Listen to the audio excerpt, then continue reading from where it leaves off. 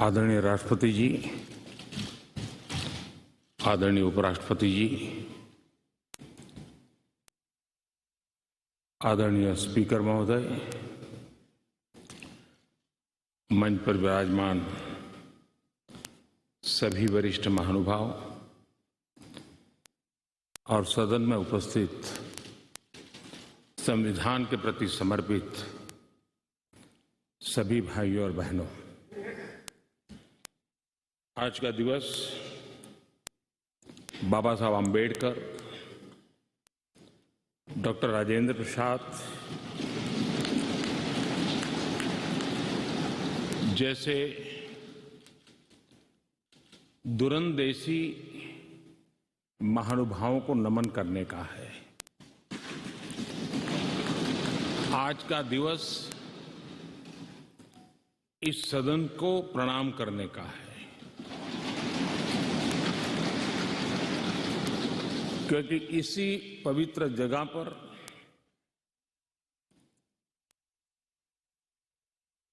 महीनों तक भारत के विद्वज्जनों ने, एक्टिविस्टों ने देश के उज्जवल भविष्य के लिए व्यवस्थाओं को निर्धारित करने के लिए मंथन किया था और उसमें से संविधान रूपी अमृत हमें प्राप्त हुआ है, जिसने आजादी के इतने लंबे कालखंड के बाद हमें यहां पहुंचाया है। आज पूज्य बापू को भी नमन करना है। आजादी के जंग में जिन जिन लोगों ने अपना बलिदान दिया, अपना जीवन खपाया, उन सबको भी नमन करने का यह अवसर है। आज 26/11 हमारे लिए एक ऐसा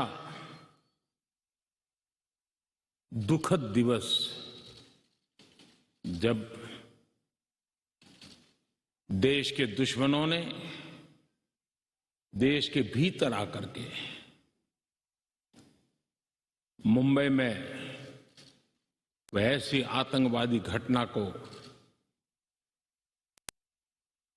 अंजाम दिया। भारत के संविधान में सूचित देश के सामान्य मानवीय की रक्षा की जिम्मेवारी के तहत अनेक हमारे वीर जवानों ने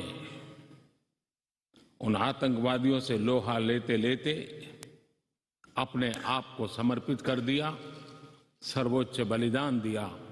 मैं आज 26/11 को उन सभी बलिदानियों को भी आदरपूर्वक नमन करता हूं।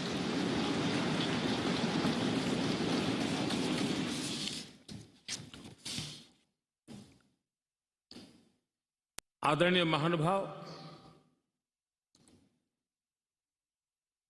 कभी हम सोचें कि आज अगर हमें संविधान निर्माण करने की नौबत होती तो क्या होता। आजादी के आंदोलन की छाया, देशभक्ति का ज्वार,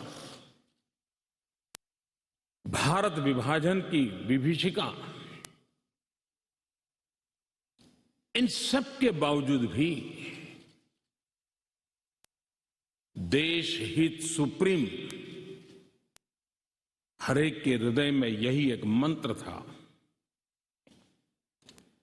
विविधताओं से भरा हुआ देश, अनेक भाषाएं, अनेक बोलियां, अनेक पंथ, अनेक राजे रजवाड़े, इन सब के बावजूद भी संविधान के माध्यम से पूरे देश को एक बंधन में बांध करके आगे बढ़ाने की योजना बनाना,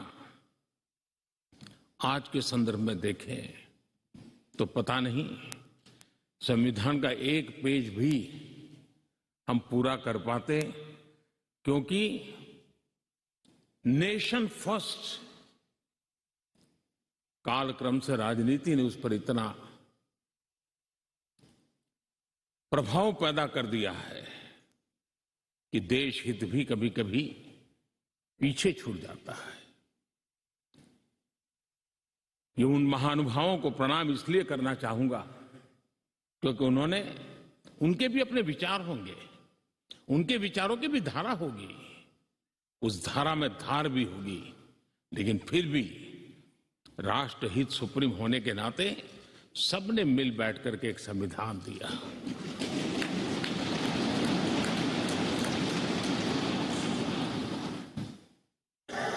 साथियों, हमारा संविधान ये सिर्फ अनेक धाराओं का संग्रह नहीं है।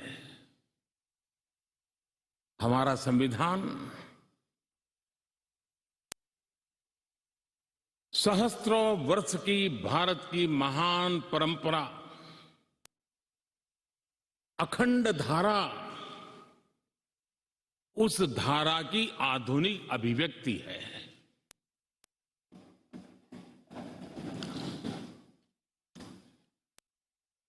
और इसलिए हमारे लिए लेटर एंड स्पिरिट में संविधान के प्रति समर्पण, और जब हम इस संवैधानिक व्यवस्था से जनप्रतिनिधि के रूप में ग्राम पंचायत से लेकर के संसद तक जो भी दायित्व निभाते हैं, हमें संविधान के लेटर एंड स्पिरिट को समर्पित भाव से ही हमें अपने आप को हमेशा सज्ज रखना होगा। और जब ये करते हैं तो संविधान की भावनाओं को कहां चोट पहुंच रही है उसको भी हम नजरअंदाज नहीं कर सकते हैं। और इसलिए इस संविधान दिवस को हमें इसलिए भी मनाना चाहिए कि हम जो कुछ भी कर रहे हैं वो संविधान के प्रकाश में सही है कि गलत है, हमारा रास्ता सही है कि गलत है। हर वर्ष संविधान दिवस बनाकर के हमने अपने आप को मूल्यांकन करना चाहिए। अच्छा होता देश आजाद होने के बाद 26 जनवरी प्रजासत्ताक पर्व की शुरुआत होने के बाद हमें 26 नवंबर को संविधान दिवस के रूप में देश में मनाने की परंपरा बनानी चाहिए थी, ताकि उसके कारण हमारी पीढ़ी दर पीढ़ी संविधान बना कैसे, कौन लोग थे इसको बनाते थे, किस परिस्थितियों में बना, क्यों बना, हमें संविधान कहां ले जाता है, कैसे ले जाता है, किसके लिए ले जाता है, इन सारी बातों की हर वर्ष अगर चर्चा होती है तो संविधान जिसको दुनिया ने एक जीवंत इकाई के रूप में माना है, एक सामाजिक दस्तावेज के रूप में माना है, विविधता भरे देश के लिए ये एक बहुत बड़ी ताकत के रूप में पीढ़ी दर पीढ़ी अवसर के रूप में काम आता। लेकिन कुछ लोग इसे चूक गए। लेकिन जब बाबा साहब आंबेडकर के 125वीं जयंती थी, हम सबको लगा कि इससे बड़ा पवित्र अवसर क्या हो सकता है कि बाबा साहब आंबेडकर ने इस देश को जो बहुत बड़ा नजराना दिया है उसको हम हमेशा हमेशा के लिए स्मृति ग्रंथ के रूप में याद करते रहें।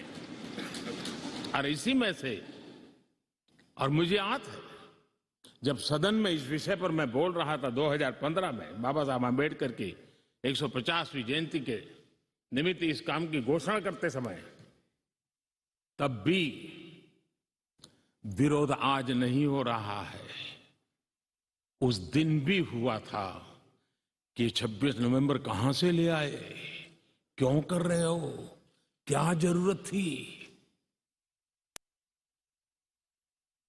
बाबा साहब आम्बेडकर का नाम हो और आपके मन में ये भाव उठे, ये देश अब सुनने के लिए तैयार नहीं है।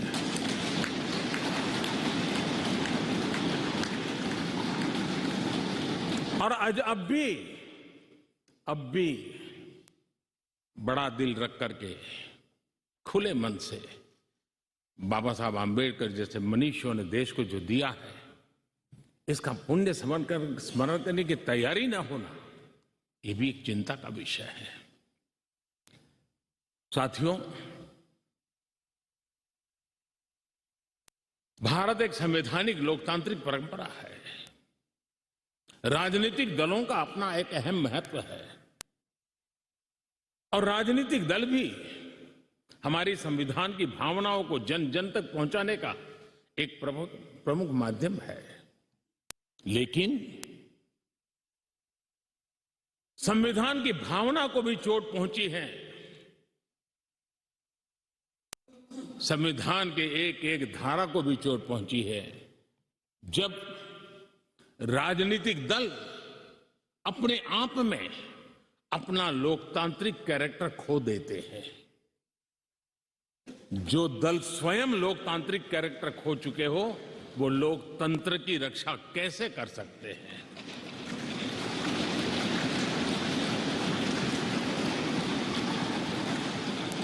आज देश में कश्मीर से कन्याकुमारी, हिंदुस्तान के हर कोने में जाइए, भारत एक ऐसे संकट की तरफ बढ़ रहा है जो संविधान को समर्पित लोगों के लिए चिंता का विषय है, लोकतंत्र के प्रति आस्था रखने वालों के लिए चिंता का विषय है, और वो है पारिवारिक पार्टियां।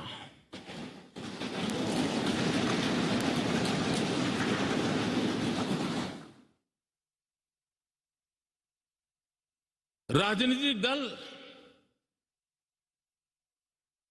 Party for the family, party by the family,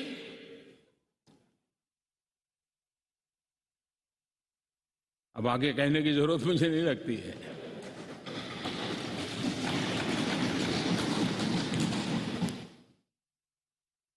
Kashmir से कन्याकुमारी हरी राजनीतिक दलों की तरफ देखिए, ये लोकतंत्र की भावना के खिलाफ है। संविधान हमें जो कहता है उसके विपरीत है। और जब मैं ये कहता हूं कि पारिवारिक पार्टियां, इसका मतलब मैं ये नहीं करता हूं कि एक परिवार में से एक से अधिक लोग राजनीति में ना आए। जी नहीं, योग्यता के आधार पर, जनता के आशीर्वाद से किसी परिवार से एक से अधिक लोग राजनीति में जाएं, इससे पार्टी परिवारवादी नहीं बन जाती है। लेकिन जो पार्टी पीढ़ी दर पीढ़ी एक ही परिवार चलाता रहे, पार्टी की सारी व्यवस्था परिवारों के पास रहे, वो लोकतंत्र, स्वस्थ लोकतंत्र के लिए सबसे बड़ा संकट होता है। और आज संविधान के दिवस पर संविधान में विश्वास करने वाले, संविधान को समझने वाले, संविधान को समर्पित सभी देशवासियों से मैं आग्रह करूंगा कि देश में एक जागरूकता लाने की आवश्यकता है। जापान में एक प्रयोग हुआ था। जापान में देखा गया कि कुछ ही पॉलिटिकल फैमिली ही व्यवस्था में चल रहे हैं, तो किसी ने बीड़ा उठाया था कि वो नागरिकों को तैयार करेंगे और पॉलिटिकल फैमिली के बाहर के लोग निर्णय प्रक्रिया में कैसे आए, और बड़ी सफलतापूर्वक 30-40 साल लगे, लेकिन करना पड़ा। लोकतंत्र को समृद्ध करने के लिए हमें भी हमारे देश में ऐसी चीजों की ओर जाने की आवश्यकता है, चिंता करने की आवश्यकता है, देशवासियों को जगाने की आवश्यकता है। उसी प्रकार से हमारे यहां भ्रष्टाचार, क्या हमारा संविधान भ्रष्टाचार को अनुमति देता है?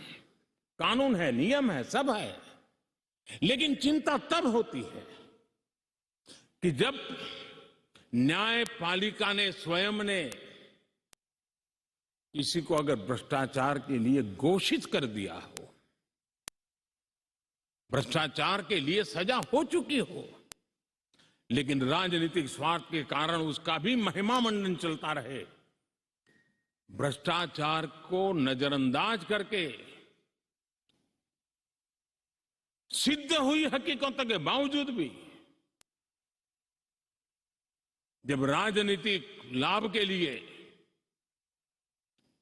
सारी मर्यादाओं को तोड़कर, लोक लाज को तोड़ करके उनके साथ बैठना उठना शुरू हो जाता है, तो देश के नौजवान के मन में लगता है कि अगर इस प्रकार से राजनीति के क्षेत्र में नेतृत्व करने वाले लोग भ्रष्टाचार में डूबे हुए लोगों की प्राण प्रतिष्ठा कर रहे हैं, मतलब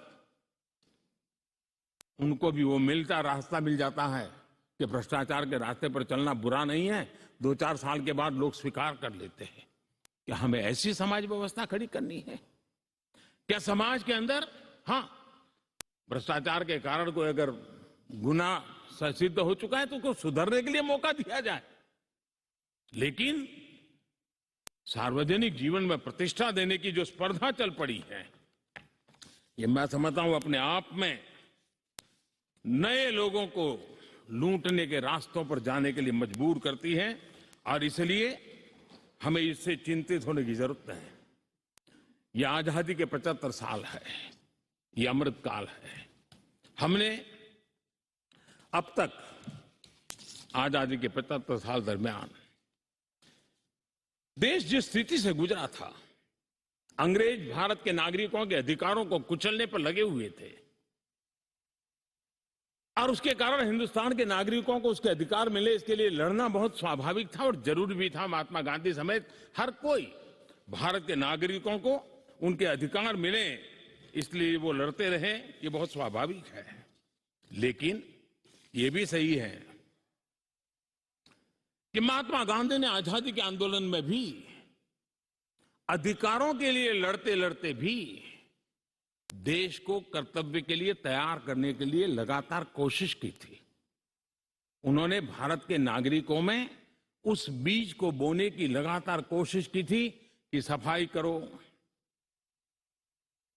प्रौढ़ शिक्षा करो, नारी सम्मान करो, नारी गौरव करो, नारी को एम्पावर करो, खादी पहनो, स्वदेशी का विचार, आत्मनिर्भर भारत का विचार, कर्तव्यों की तरफ महात्मा गांधी लगातार देश को तैयार करते रहे। लेकिन आजादी के बाद महात्मा गांधी ने जो कर्तव्य के बीज बोए थे, वो आजादी के बाद वटवृक्ष बन जाने चाहिए थे, लेकिन दुर्भाग्य से शासन व्यवस्था ऐसी बनी कि उसने अधिकार अधिकार अधिकार के ही बातें करके लोगों को एक ऐसी अवस्था में रखा कि हम हैं तो आपके अधिकार पूरे होंगे। अच्छा होता देश आजाद होने के बाद कर्तव्य पर बल दिया गया होता तो अधिकारों की अपने आप रक्षा होती।